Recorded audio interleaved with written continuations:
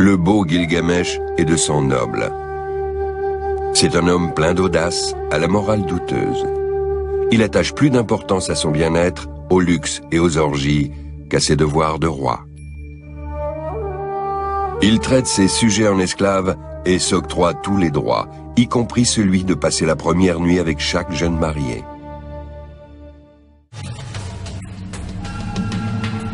Onini raconte l'histoire d'un homme intrépide qui veut se mesurer avec le monde entier et aspire à l'immortalité. L'auteur n'en fait pas un modèle de vertu.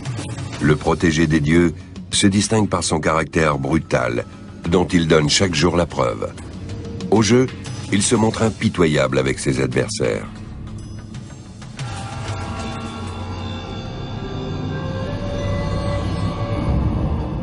Le roi d'Uruk est un tyran sadique qui opprime son peuple.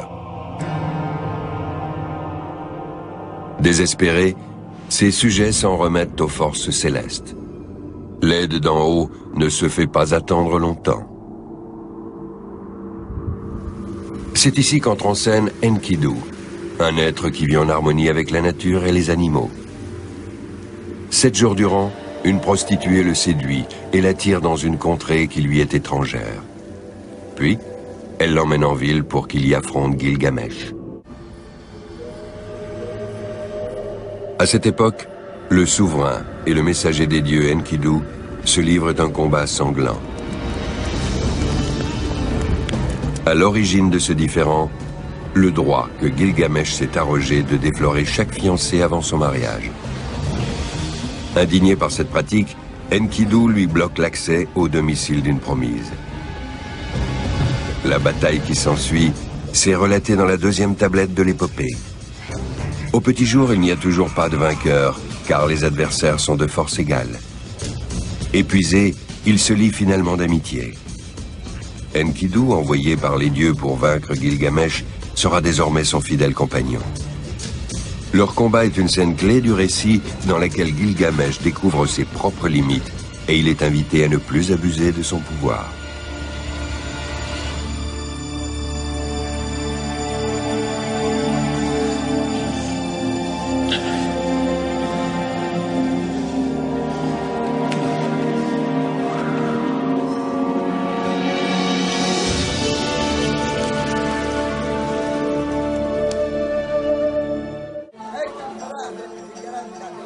À présent, Gilgamesh et Enkidu vivent en parfaite symbiose et leur relation comporte même une dimension charnelle.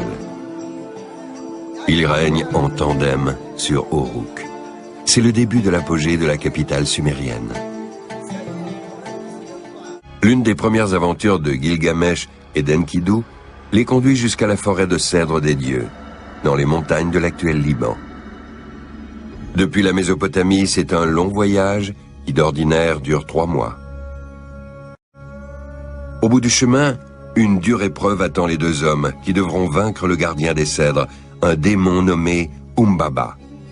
Après seulement, ils pourront abattre les précieux arbres qu'on ne trouve pas à Sumer, mais qui sont indispensables à la construction de grands édifices. Chaque nuit, Enkidu veille sur Gilgamesh, qui est assailli de cauchemars oppressants, provoqués par sa crainte d'affronter le géant. C'est alors qu'intervient Shamash, le dieu du soleil, qui conseille aux 2 hommes d'attaquer au plus vite Umbaba le démon. Enkidu et Gilgamesh reprennent aussitôt la route et effectuent le trajet en quelques semaines seulement. La 5e tablette raconte en vers l'affrontement sanglant avec Umbaba. Les héros attirent le colosse hors de la forêt, où il est paralysé par des tempêtes provoquées par les dieux.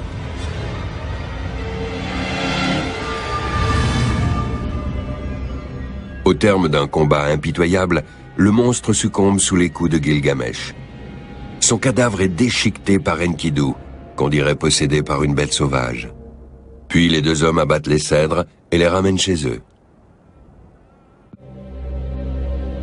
Un monticule se dresse au milieu du site. Ce sont les vestiges d'un temple appelé Ziggurat. Dans toute la Mésopotamie antique, ces édifices servent d'asile aux dieux.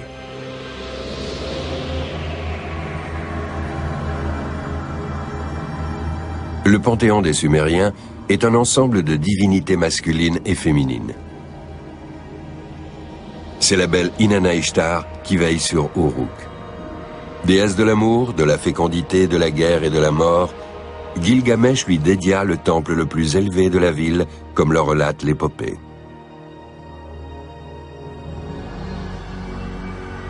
Approche de Léana, demeure de la déesse Ishtar, nul roi ne fera plus pareille construction. En l'honneur de la puissante divinité, les habitants célèbrent chaque année un rituel de fertilité, le mariage sacré. Au cours de ce culte, le roi doit s'unir sexuellement avec une prêtresse vierge qui l'attend dans le temple. Lorsque Gilgamesh rentre victorieux de la forêt de cèdres, la grande cérémonie est imminente. Soudain apparaît Inanna Ishtar, auréolée des flammes de la passion. La déesse veut séduire elle-même le héros et le prendre pour époux.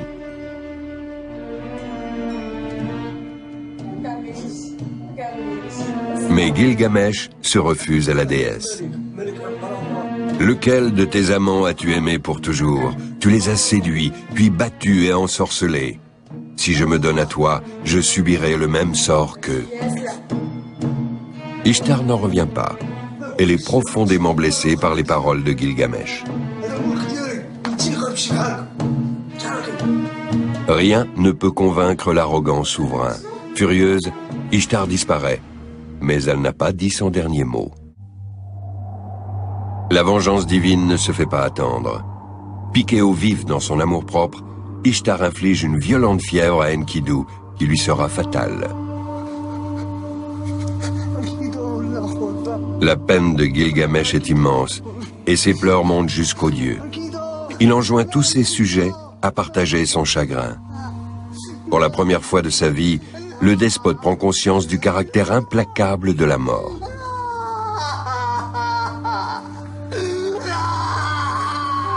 Pendant plusieurs jours, le roi désespéré veille auprès du défunt. Lorsque des vers surgissent du cadavre, il se résout à organiser des funérailles dignes de son fidèle ami. Gilgamesh sait qu'une malédiction pèse sur lui. Une peur inconnue de lui jusque-là germe dans son cœur. Sa soif irrépressible de combat, de jeu et de plaisir s'est dissipée. Le roi en crise décide de devenir immortel. Il se débarrasse des insignes du pouvoir, abandonne tout et part à la recherche du seul homme qui peut l'aider dans sa quête. Il emprunte un chemin long et difficile. Selon la légende, l'aventurier aurait marché jusqu'au bout du monde. Il réussit avec brio la première épreuve, tuer des lions sauvages qui voulaient le dévorer. Il arrive enfin au mont Jumeau, à l'extrémité est de la terre, là où le ciel repose. Au centre, il aperçoit un trou sombre, la porte de la voie solaire.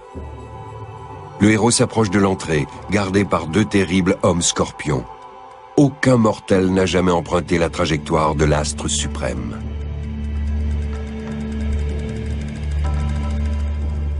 Après avoir franchi les montagnes et vécu de nombreuses aventures, Gilgamesh atteint les rives des eaux de la mort.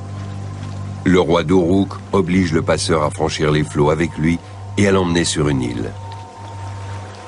Un très vieux sage y habite, Utanapishtim, le seul humain qui soit devenu immortel.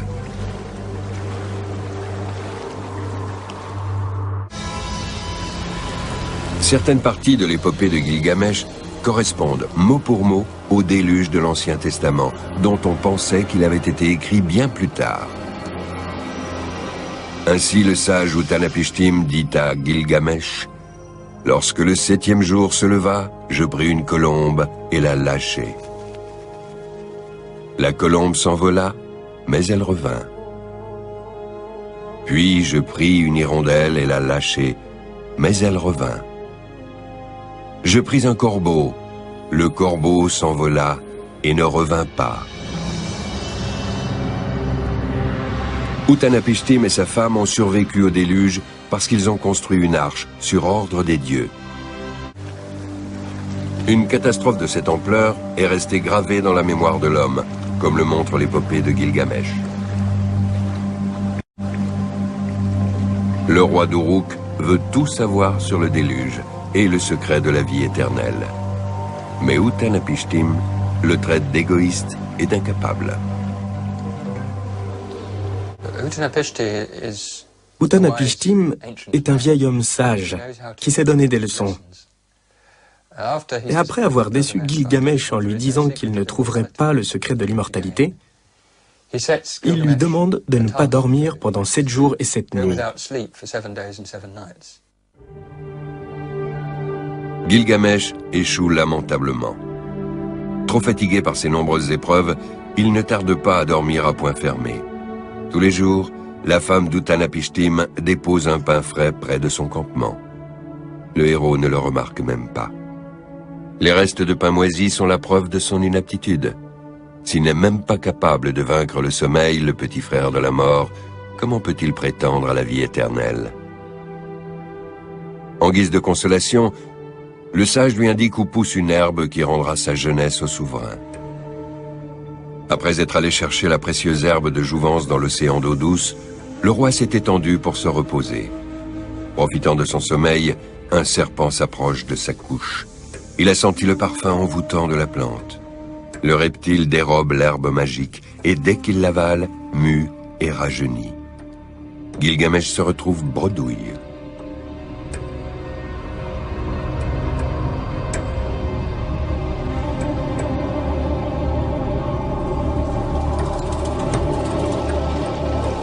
Au comble du désespoir, le roi entame une métamorphose intérieure. On se lance dans de grandes aventures, on échafaude des projets dans l'espoir d'en tirer profit. Et au final, on se rend compte qu'il n'y a rien à gagner. Mais on trouve autre chose. Gilgamesh n'a pas trouvé l'immortalité, mais la sagesse. Il a appris à mieux se connaître et à mieux connaître sa part d'humanité. Voilà ce qu'il a rapporté à Uruk. Sur la route qui le ramène à Uruk, Gilgamesh est plongé dans ses pensées. À présent que le long chemin de la connaissance est derrière lui, il doit accomplir sa destinée, protéger le peuple de Sumer et subvenir à ses besoins. Lui, le tyran qui se voulait l'égal des dieux, est devenu un bon berger, comme le raconte l'épopée. Gilgamesh a compris qu'il était mortel, comme tous les hommes, et que pour parvenir à la gloire éternelle, il lui fallait accomplir de grandes œuvres. Il s'y attelle sans tarder et met sur pied un gigantesque projet architectural qui doit faire d'Uruk une cité florissante. Il donne la fabrication de milliards de briques en pisé. Tous les ouvriers du royaume sont mis à contribution. Les bâtiments sont construits avec ce matériau qui a fait la réputation de la Mésopotamie. L'œuvre phare du souverain est le mur de protection qui entoure Uruk. Avec ses 11 km de long pour 9 de haut, c'est le plus grand rempart de l'Antiquité.